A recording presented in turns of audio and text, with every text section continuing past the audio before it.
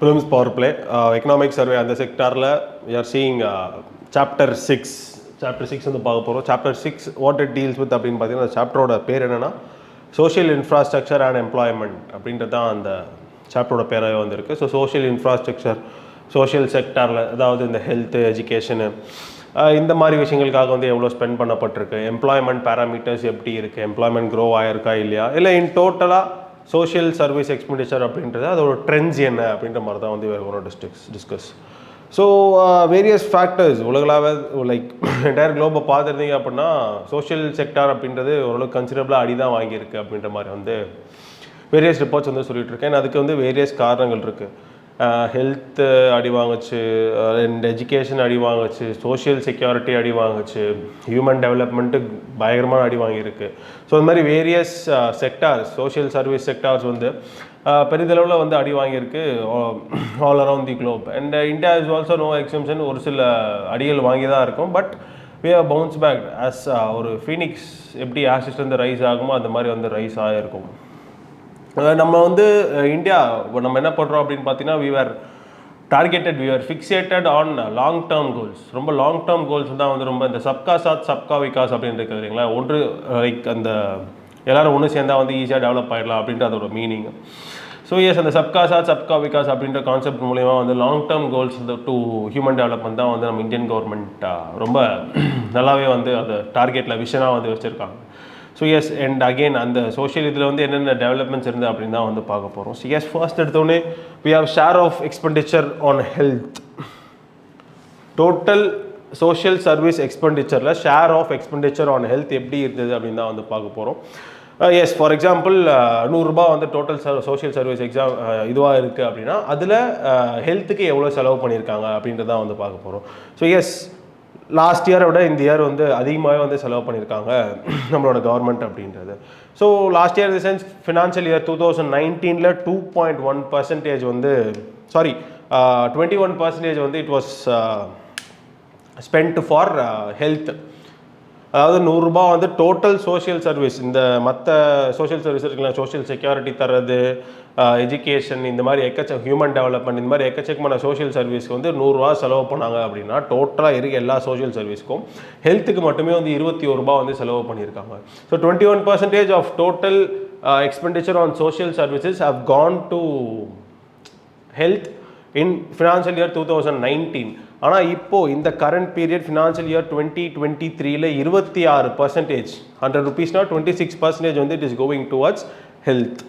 So yes as a percentage of total health total social service expenditure தான். Total expenditure கிடையாது, டோட்டலாக social சர்வீஸ்க்காக எவ்வளோ expenditure பண்ணியிருக்காங்களோ அதில் current இயருக்கு 26% வந்து நடந்திருக்கு அப்படின்ற மாதிரி தான் வந்து நமக்கு சொல்லுது ஷேர் ஆஃப் எக்ஸ்பெண்டிச்சர் ஹெல்த் அப்படின்ட்டு.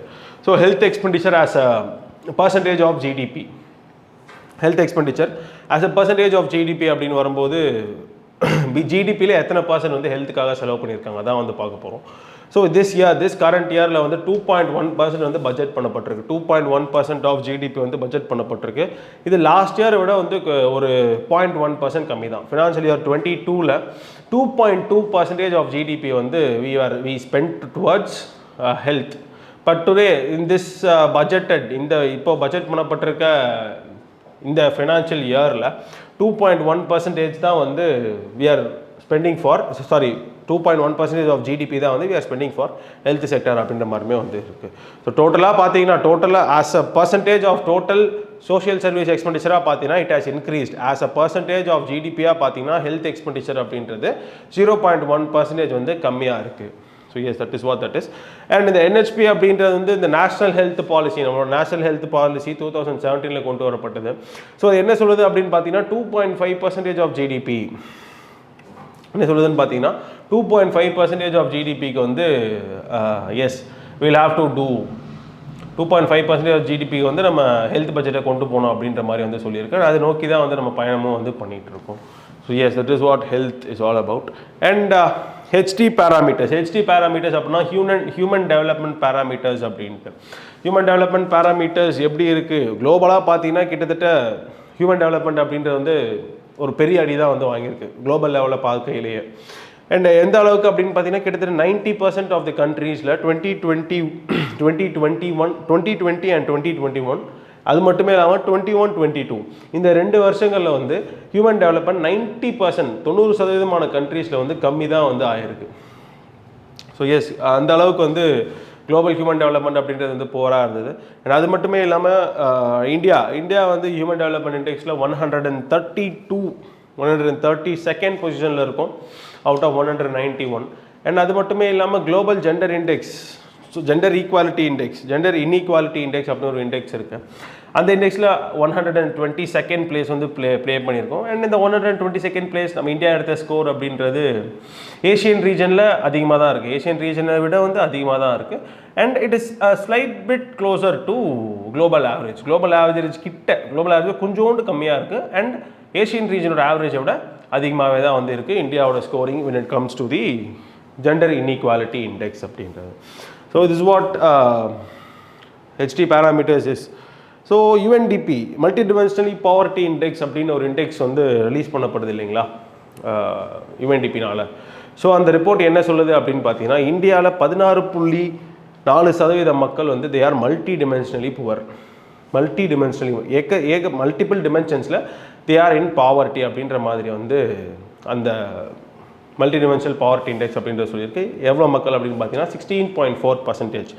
அதுவே இந்த 18.7% are vulnerable to become multidimensionally poor. இன்னும் அவங்க மல்டிடிமென்ஷனலி புவர் ஆகலை, பட் தே ஆர் வல்னரபிள், அவங்க ஆகிறதுக்கான வாய்ப்புகள் அதிகமாக இருக்குது அப்படின்ட்டு. யார் 18.7% ஆஃப் மக்கள் இன் இந்தியா அவங்க வந்து மல்டிடிமென்ஷனலி புவர் ஆகிறதுக்கான வாய்ப்புகள் சாத்தியக்கூறுகள் அதிகமாக இருக்குன்றுமே UNDP அதோட மல்டிடிமென்ஷனல் பாவர்ட்டி இண்டெக்ஸில் வந்து சொல்லியிருக்கு.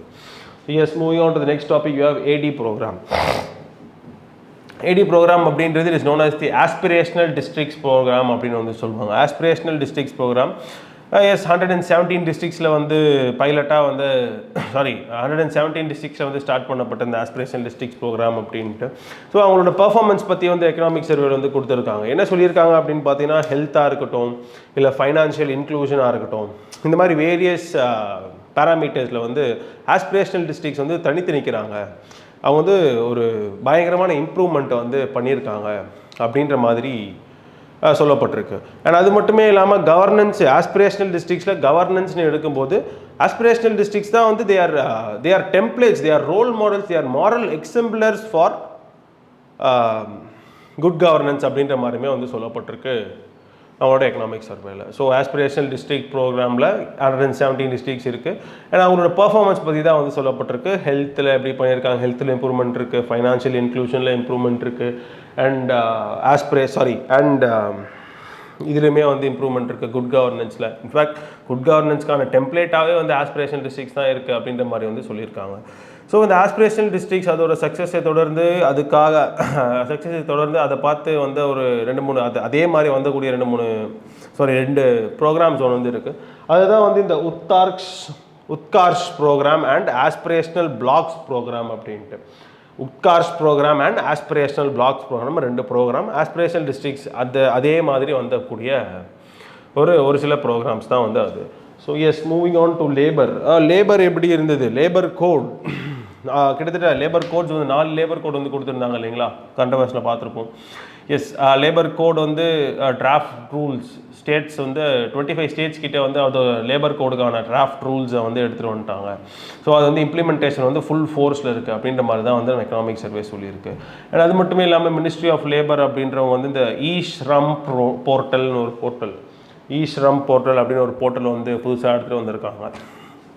எதுக்காக அப்படின்னு பார்த்தீங்கன்னா டு ரெஜிஸ்டர் அன்ஆர்கனைஸ்டு ஒர்க்கர்ஸை வந்து ரெஜிஸ்டர் பண்ணுறதுக்காண்டி. ஸோ அந்த போர்ட்டலுமே வந்து it has faced lot of registrations. என்னென்னு எந்த அளவுக்குன்னு பார்த்தீங்கன்னா கிட்டத்தட்ட 28.5 crores ஆஃப் அன்ஆர்கனைஸ்டு ஒர்க்கர்ஸ் வந்து அதை ஈ-ஷ்ரம் போர்ட்டல் அப்படின்ற போர்ட்டலில் வந்து பதிஞ்சிருக்காங்க, அதில் வந்து ரெஜிஸ்டர் பண்ணியிருக்காங்க. ஸோ இது மூலிமா வந்து அவங்களுக்கான பாலிசிஸ் வந்து ஈஸியாக நம்மளால் போய் கொண்டு போய் தர முடியும். ஸோ அந்த மாதிரி டெவலப்மெண்ட் பிளானிங் பர்ஸ்பெக்டிவில் வந்து நல்லா ஹெல்ப் பண்ண முடியும்.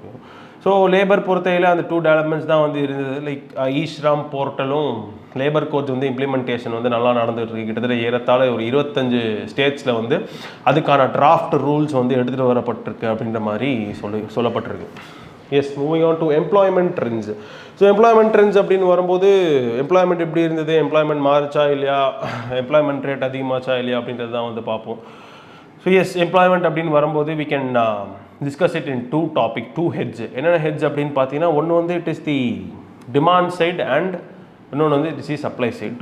டிமாண்ட் சைட் படிக்கும்போது we use the periodic labour force survey, MOSPI, இது ministry of statistics and policy implementation. So அந்த மினிஸ்ட்ரியோட இதை தான் வந்து பார்ப்போம்.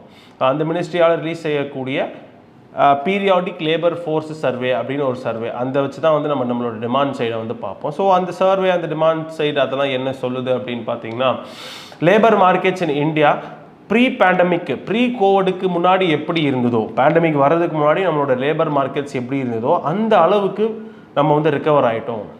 ஸோ பேண்டமிக் அப்படின்றது, கோவிட் அப்படின்றது it played a major role. அது வந்து நம்ம எக்கனாமியை கிரிப்பிள் பண்ணிச்சு.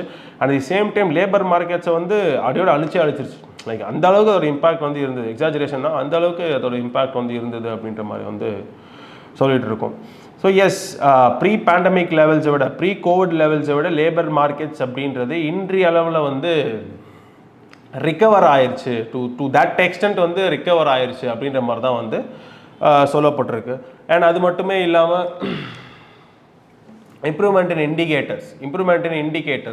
இண்டிகேட்டர்ஸ் அப்படின்னு வரையில் we have lot of indicators. Like இந்த ஒர்க்கர் பாப்புலேஷன் ரேஷியோவாக இருக்கட்டும், இல்லை அன்எம்ப்ளாய்மெண்ட் ரேஷியோவாக இருக்கட்டும், இல்லை லேபர் ஃபோர்ஸ் பார்ட்டிசிபேஷன் ரேட்டாக இருக்கட்டும், இது மாதிரி எக்கச்சக்கமான ரேட்ஸு, இந்த மாதிரி எக்கச்சக்கமான ரேஷியோஸ் அண்ட் ரேட்ஸ் வந்து இருக்குது. ஸோ இந்த ரேஷியோஸ் அண்ட் ரேட்ஸை யூஸ் பண்ணி கூட yes this can be done. அது நமக்கு தெரிய வருது. இந்த பேராமீட்டர்ஸ், இந்த இண்டிகேட்டர்ஸ் எல்லாமே இட் ஹேவ்ஸ் பீன் டெவலப்டு. இதெல்லாம் வந்து அதிகமாக இருக்குது, இம்ப்ரூவ் ஆகிருக்கு. ஸோ அதை வச்சுமே நமக்கு தெரியுது லேபர் மார்க்கெட் அப்படின்றது அண்ட் எம்ப்ளாய்மெண்ட் அப்படின்றது இன்னும் ஃபர்தராக இம்ப்ரூவ் ஆகிட்டுருக்கு, ஃபர்தராக வந்து அதிகமாகுது, பெட்டர்மெண்ட் ஆகிட்டுருக்கு அப்படின்ட்டு. So that is what supply side is. So demand side எதை வச்சு படிக்கிறோம் அப்படின்னு பார்த்தீங்கன்னா, QES, குவார்ட்டர்லி எஸ்டிமேஷன் சர்வே அப்படின்ட்டு லேபர் பியூரோது, and annual survey of industries, again MOSPI. So demand side வந்து அந்த ரெண்டு பேராமீட்டர்ஸ் வச்சு தான் வந்து படிக்கிறோம். So yes, moving on to sector wise.